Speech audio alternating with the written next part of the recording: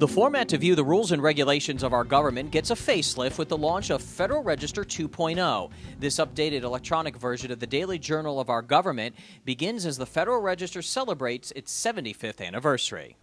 It is the way the American public can keep up with what's going on in the federal government. It is actually the only way that they can get access to everything, all the actions, all the proposed regulations in the federal government in one place. The Federal Register is the daily publication of presidential documents and federal regulations. Since the 1930s, the National Archives and Records Administration has compiled the content of the Federal Register. Prior to the Federal Register's creation, federal rules and regulations were maintained by each individual government agency.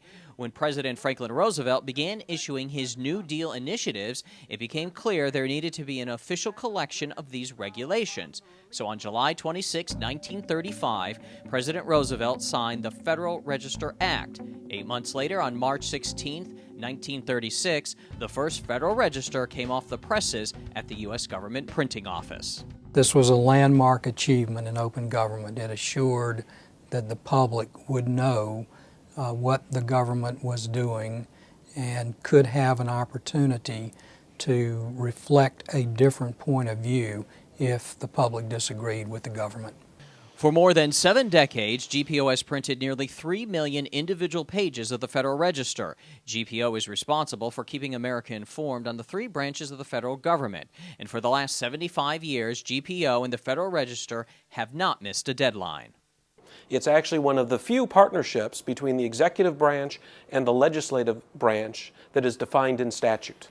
America is one of the few countries in the world where the public has a right to know what its government is doing, and the Federal Register, the work between the Office of the Federal Register and the Government Printing Office, is critical to make certain that our citizens know what their government is doing. In addition to the print version, GPO makes the Federal Register available on GPO's Federal Digital System, or FDSys.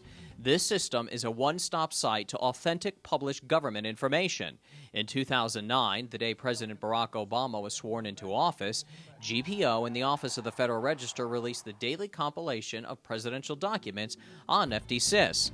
In 2010, another achievement in open government takes place with the launch of the Federal Register 2.0 prototype. Federal Register 2.0 is an advance in the open government initiative of the Obama administration by being able to make the Federal Register readily available, easily understood, and to bring focus to public participation opportunities. Federal Register 2.0 is a user-friendly digital version of the Daily Journal of Government. Information is organized similar to a daily web newspaper by topics of interest, which includes sections for money, environment, world, science and technology, business and industry, and health and public welfare.